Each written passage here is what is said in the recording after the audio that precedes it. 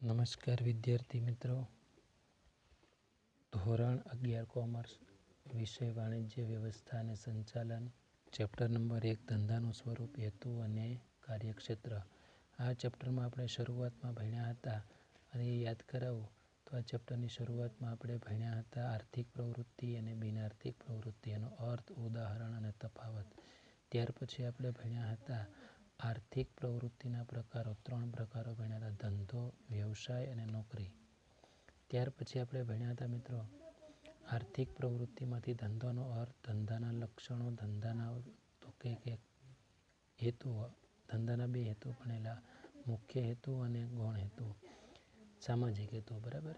ત્યાર પછી આપણે બધા ધંધાકીય પ્રવૃત્તિના જોખમના સ્વરૂપો, ધંધાકીય જોખમના કારણો એટલે ધંધા વિશે ભણ્યા. પછી આપણે ભણેલા વ્યવસાય વિશે, વ્યવસાયનો અર્થ અને વ્યવસાયના લક્ષણો. પછી પણ આપણા રોજગારનો અર્થ અને રોજગારના લક્ષણો. પછી ધંધો, વ્યવસાય અને રોજગાર વચ્ચેનો તફાવત. આટલું ભણ્યા પછી આપણે ભણવાનું હતું એ હતું ધંધાકીય પ્રવૃત્તિનું વર્ગીકરણ કરો. તો ધંધાકીય પ્રવૃત્તિનું વર્ગીકરણ 3 રીતે થાય. કેટલી રીતે થાય છે? 3. કઈ 3 રીત છે? વેપાર, વાણિજ્ય અને ઉદ્યોગ. એમાં આપણે લાસ્ટ ટાઈમ આપણે ભણેલા હતા વેપાર. વેપારમાં આપણે શું ભણેલા હતા? વેપારનો અર્થ, વેપારના પ્રકારો, વેપારના લક્ષણો. હવે આપણે ત્રીજો ટોપિક ભણવાનો આવે, બીજો ટોપિક એ છે વાણિજ્ય. વાણિજ્યનો અર્થ અને વાણિજ્ય વિશેની વિગત. તો બાળકો, વાણિજ્ય એટલે શું? તો આપણે કહી શકાય કે વાણિજ્ય એટલે વેપાર અને વેપારની સહાયક સેવાઓ. વાણિજ્ય એટલે શું? વેપાર અને વેપારને સહાયક સેવાઓ.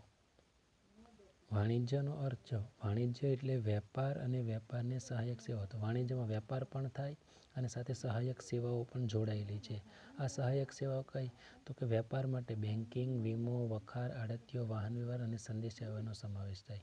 જો બેન્કિંગ છે તે વેપારની પ્રવૃત્તિ માટે નાણાં પૂરા પાડે. વીમો છે એ વેપારમાં રહેલા વિવિધ કુદરતી અને માનવસર્જિત જોખમો સામે રક્ષણ આપે. વખાર છે એ વેપાર માટે જરૂરી માલ સામાનનો સંગ્રહ કરે. આડતિયો એટલે દલાલ, જે માલ ખરીદનાર અને વેચનાર 2 પક્ષકારોને સંપર્કમાં લાવે. વાહન વ્યવહાર એટલે એક ઉત્પાદન સ્થળેથી ગ્રાહક સુધી માલ પહોંચાડવામાં વાહન વ્યવહારનો ઉપયોગ થાય. જ્યારે એકબીજાના સંપર્કમાં વેપારી અને ગ્રાહકો રહેવા માટે, તો એક વેપારી બીજા વેપારીના સંપર્કમાં રહેવા માટે સંદેશાવ્યવહાર ઉપયોગી છે. એટલે આ બધું ભેગું થઈને ત્યારે એક વાણિજ્ય બને.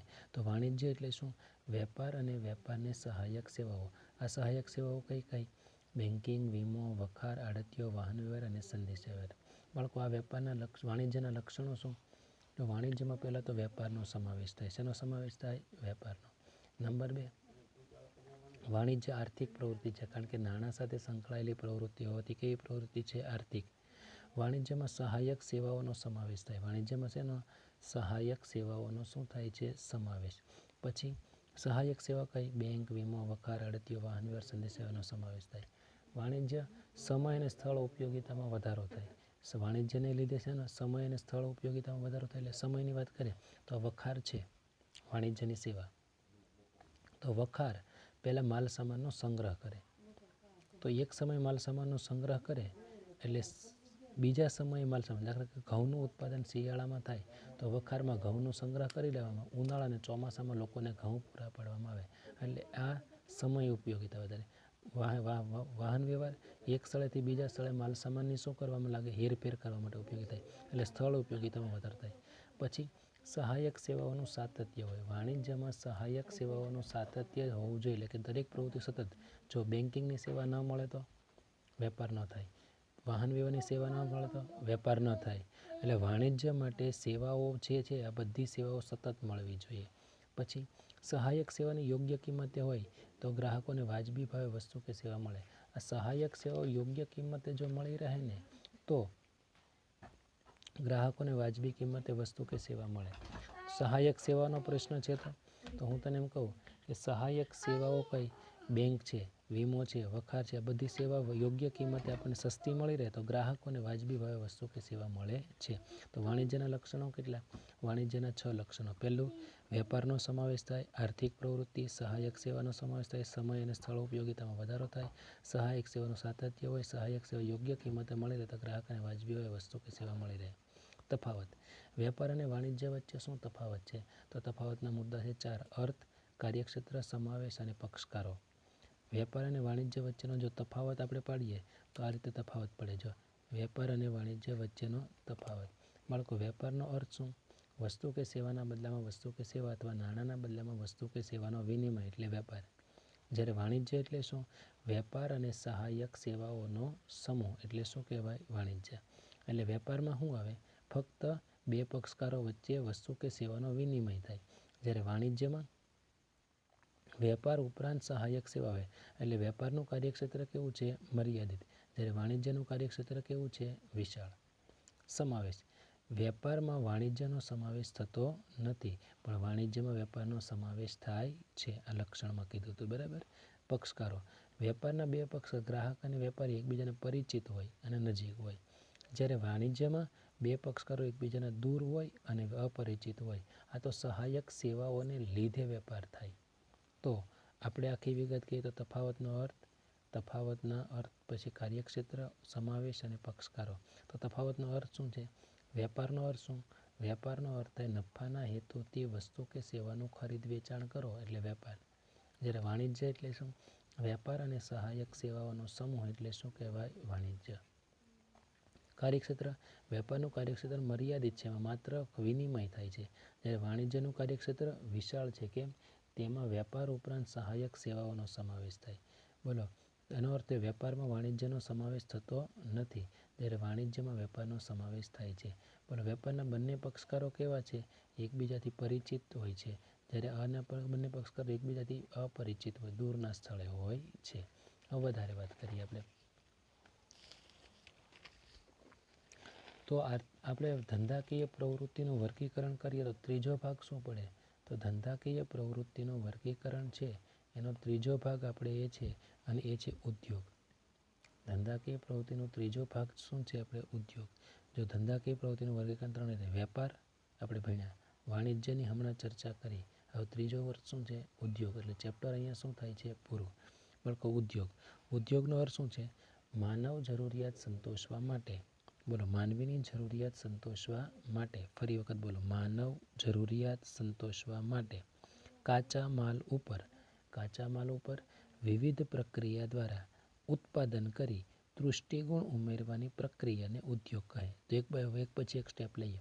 બોલો, માનવ જરૂરિયાત સંતોષવા માટે આપણે ખોરાક, કપડાં કે અન્ય કોઈ વસ્તુની જરૂરિયાત છે. આપણે ધારો કે કપડાની જરૂર છે, માનવ જરૂરિયાત છે કપડાની, તો માનવ જરૂરિયાત છે કપડાની જરૂરિયાત સંતોષવા માટે કાચા માલ રૂ ઉપર વિવિધ પ્રક્રિયા દ્વારા કાપડનું ઉત્પાદન કરી તૃષ્ટિગુણ ઉમેરવાની પ્રક્રિયાને શું કહેવાય? ઉદ્યોગ. એટલે આવો અર્થ થયો કે માનવ જરૂરિયાત સંતોષવા માટે કાચા માલ ઉપર પ્રક્રિયા કરી તૃષ્ટિગુણ ઉમેરવાની પ્રક્રિયાને આપણે શું કહેવાનું? ઉદ્યોગ. ખ્યાલ આવશે? હવે બીજી વાત, ટૂંકમાં કહી તો જ્યાં ઉત્પાદનનું કાર્ય થતું હોય તેવા એકમને શું કહેવાય? ઉદ્યોગ. ફરીથી બોલો, શું કીધું? જ્યાં ઉત્પાદનનું કાર્ય થતું હોય તેવા એકમને શું કહેવાય? ઉદ્યોગ. જો ઉત્પાદનનું કાર્ય થતું હોય એટલે કાચા માલમાંથી તૈયાર વસ્તુનું બનાવવું એનું કહેવાય ઉત્પાદન. તો કાચા માલ ઉપર યંત્રો દ્વારા પ્રક્રિયા કરી વસ્તુનું શું કરવામાં આવે? ઉત્પાદન. ઉત્પાદનનું કાર્ય થતું હોય તેવા એકમને શું કહેવાય? ઉદ્યોગ. દાખલા તરીકે લાકડામાંથી ફર્નિચર બનાવવું તો એને કહેવાય ફર્નિચર ઉદ્યોગ. રૂમાંથી કાપડ બનાવવું તો એને કહેવાય કાપડ ઉદ્યોગ. તો આખી વિગત અહીંયા સુધી આપણે જોઈએ તો ઉદ્યોગનો અર્થ શું છે? ઉદ્યોગ એટલે માનવ જરૂરિયાત સંતોષવા માટે કાચા માલ ઉપર વિવિધ પ્રક્રિયા દ્વારા ઉત્પાદન કરી તૃષ્ટિગુણ ઉમેરવાની પ્રક્રિયાને શું કહે છે? ઉદ્યોગ. ટૂંકમાં જ્યાં ઉત્પાદનનું કાર્ય થતું હોય તેવા એકમને શું કહેવાય? ઉદ્યોગ. દાખલા તરીકે લાકડામાંથી ફર્નિચર બનાવવું, રૂમાંથી કાપડ બનાવવું. ઉદ્યોગના લક્ષણો શું? તો કે ઉદ્યોગના લક્ષણ નંબર 1, ઉદ્યોગમાં ઉત્પાદન પ્રવૃત્તિ થાય તો જ એને ઉદ્યોગ કહેવાય. દાખલા તરીકે લાકડામાંથી ફર્નિચર બનાવે, રૂમાંથી કાપડ બનાવે, તો લાકડામાંથી ફર્નિચરનું શું થયું? ઉત્પાદન. રૂમાંથી કાપડ બનાવે તો રૂમાંથી કાપડનું શું થયું? ઉત્પાદન. એટલે ઉદ્યોગમાં ઉત્પાદનની પ્રવૃત્તિ થાય છે. નંબર 2, આર્થિક પ્રવૃત્તિ. બોલો, આર્થિક પ્રવૃત્તિનો અર્થ શું થાય? ઉદ્યોગ કેવી પ્રવૃત્તિ છે? આર્થિક. કેમ? તો કે ઉદ્યોગો પહેલાં કાચો માલ ખરીદે, એનું ઉત્પાદન કરે, એનું વેચાણ કરી એમાંથી શું કમાય? નફો. એટલે આર્થિક પ્રવૃત્તિ નફા માટેની આર્થિક પ્રવૃત્તિ છે. ઉત્પાદન પ્રવૃત્તિ થાય. બીજું આર્થિક પ્રવૃત્તિ છે. ત્રીજું કાચા માલના સ્વરૂપમાં ફેરફાર થાય. બોલો ઉદ્યોગોનું કાર્ય શું છે? કાચા માલના સ્વરૂપમાં શું કરે છે? ફેરફાર. દાખલા તરીકે લાકડું કાચો માલ, એનું સ્વરૂપ બદલી શું બનાવે? ફર્નિચર. રૂ કાચો માલ, એનું સ્વરૂપ બદલાવી શું બનાવે? કાપડ. એટલે ઉદ્યોગો કાચા માલના સ્વરૂપમાં શું કરે છે? ફેરફાર. ત્રીજું તૃષ્ટિગુણનો ઉમેરો. ઉદ્યોગો છે ને એ તૃષ્ટિગુણ એટલે જરૂરિયાત સંતોષવાનો ગુણ ઉમેરે. આપણે આપણે વપરાશની જરૂરિયાત નથી સંતોષતું, પણ રૂમાંથી પ્રક્રિયા કરીને આપણે શું બનાવીએ? કાપડ. ત્યારે આપણે જરૂરિયાત સંતોષાય. એટલે તૃષ્ટિગુણનો શું થાય છે? આમાં ઉમેરો. ઉદ્યોગોમાં માનવ શ્રમનો ઉપયોગ થાય. કોનો ઉપયોગ થાય? માનવ શ્રમ. માનવ શ્રમ વડે જ ઉત્પાદન થાય છે. ઉદ્યોગોમાં કુદરતી સંપત્તિ અને યાંત્રિક સાધનોનો પણ ઉપયોગ થાય. એટલે ત્રણ માનવ શ્રમ, કુદરતી સંપત્તિ અને યાંત્રિક સાધનોનો શું થાય? ઉપયોગ. તો ઉદ્યોગના લક્ષણો શું? ઉત્પાદન પ્રવૃત્તિ થાય, આર્થિક પ્રવૃત્તિ છે, કાચા માલના સ્વરૂપમાં ફેરફાર થાય, તૃષ્ટિગુણનો ઉમેરો છે, માનવ શ્રમનો ઉપયોગ થાય, કુદરતી સંપત્તિ અને યાંત્રિક સાધનોનો એમાં શું થતો હોય છે? ઉપયોગ. આ ઉદ્યોગના પ્રકારો કેટલા? ઉદ્યોગના 3 પ્રકાર પડે. પ્રાથમિક ઉદ્યોગ, ગૌણ ઉદ્યોગ અને આનુષંગિક ઉદ્યોગ. બોલો કેટલા પ્રકાર છે એના? 3. કયા 3? પ્રાથમિક ઉદ્યોગ, ગૌણ ઉદ્યોગ અને આનુષંગિક ઉદ્યોગ. હવે આપણે વાત કરવાની છે ઉદ્યોગોના પ્રકારો સમજાવવાના છે. તો ઉદ્યોગોના પ્રકારો સમજાવો તો કેટલા આપણે? તો કે 3. પહેલો કયો પ્રકાર? પ્રાથમિક ઉદ્યોગ. પ્રાથમિક ઉદ્યોગ કોને કહેવાય? તો કે આ મૂળભૂત ઉદ્યોગ ગણાય. કેવો ઉદ્યોગ ગણાય? મૂળભૂત. આ ઉદ્યોગ કુદરતની નજીક હોય. કોની નજીક હોય? કુદરતની. આ ઉદ્યોગ કુદરતી ઘટકો જેવા કે સમુદ્ર, હવા, જમીન સાથે સંકળાયેલા હોય. દાખલા તરીકે પશુપાલન, મત્સ્ય ઉદ્યોગ આ બધા કેવા હોય? પ્રાથમિક ઉદ્યોગ છે. કેવા ઉદ્યોગ છે? પ્રાથમિક. ફરી વખત કહું, આ મૂળભૂત ઉદ્યોગ ગણાય છે. આ ઉદ્યોગ કુદરતની નજીકના હોય છે. આ ઉદ્યોગમાં કુદરતી ઘટકો જેવા કે જમીન, હવા, સમુદ્ર વગેરે સાથે સંકળાયેલા હોય છે. દાખલા તરીકે પશુપાલન, મત્સ્યપાલન, મરઘા ઉછેર વગેરે. બીજું ગૌણ ઉદ્યોગ. ગૌણ ઉદ્યોગ શું છે? તો કે વિવિધ પ્રકારની ટેકનોલોજી અને યંત્રની મદદથી કુદરતી સંપત્તિના સ્વરૂપમાં ફેરફાર થાય. વિવિધ પ્રકારની ટેકનોલોજી, યંત્રોની મદદથી કુદરતી સંપત્તિના સ્વરૂપમાં ફેરફાર કરવામાં આવે છે. આ ઉદ્યોગને ગૌણ ઉદ્યોગ કહે. દાખલા તરીકે ખાતર બનાવે, રંગ રસાયણ બનાવે, સ્ટીલ બનાવે વગેરે. ચલો આનુષંગિક ઉદ્યોગ એટલે શું? તો આપણે એટલી વાત કરીએ કે પ્રાથમિક અને ગૌણ ઉદ્યોગને સહાયક છે આ ઉદ્યોગ. આ ઉદ્યોગ ગ્રાહકની ખૂબ નજીકના હોય છે. ડેરી ઉદ્યોગ છે, ઠંડા પીણાનો ઉદ્યોગ છે વગેરે. તો બોલો ઉદ્યોગના પ્રકારો કેટલા પડ્યા આપણે? 3. ઉદ્યોગના 3 પ્રકાર પડ્યા. કયા 3 પ્રકાર? મૂળભૂત ઉદ્યોગ, ગૌણ ઉદ્યોગ અને આનુષંગિક. એનું વર્ગીકરણ કરીએ તો કઈ રીતે થાય?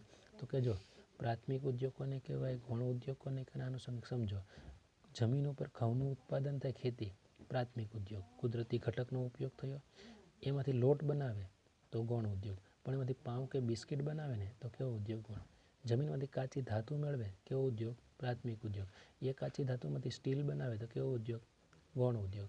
અને એમાંથી તો કે વાસણ બનાવે તો કેવો ઉદ્યોગ? આનુષંગિક ઉદ્યોગ. ઓકે. તો આપણી વાત કરીએ તો આ ચેપ્ટરમાં આપણે ભણ્યા તે બધી વિગતોમાં જોવા જઈએ તો આ ચેપ્ટરમાં આપણે શું ભણ્યા? આર્થિક પ્રવૃત્તિ, બિનઆર્થિક પ્રવૃત્તિ, આર્થિક પ્રવૃત્તિના પ્રકાર, ધંધો, વ્યવસાય અને રોજગાર. પછી આપણે ધંધાકીય પ્રવૃત્તિનું વર્ગીકરણ ભણ્યા. કયું? ધંધાકીય પ્રવૃત્તિના વર્ગીકરણમાં વેપાર, વાણિજ્ય અને ઉદ્યોગ. ત્યાર પછી આપણે શું ભણ્યા? તો કે આપણે વધુ આગળ ભણ્યા હતા અને તે શું હતું? વેપારનો અર્થ, વેપારના લક્ષણો. પછી આપણે શું ભણ્યા? વાણિજ્યનો અર્થ, વાણિજ્યના લક્ષણો. પછી આપણે શું ભણ્યા? ઉદ્યોગનો અર્થ અને ઉદ્યોગના લક્ષણો તથા ઉદ્યોગના પ્રકારો. ઓકે. આટલું ચેપ્ટર છે. બાકીનું નવું ચેપ્ટર નેક્સ્ટ ટાઈમ.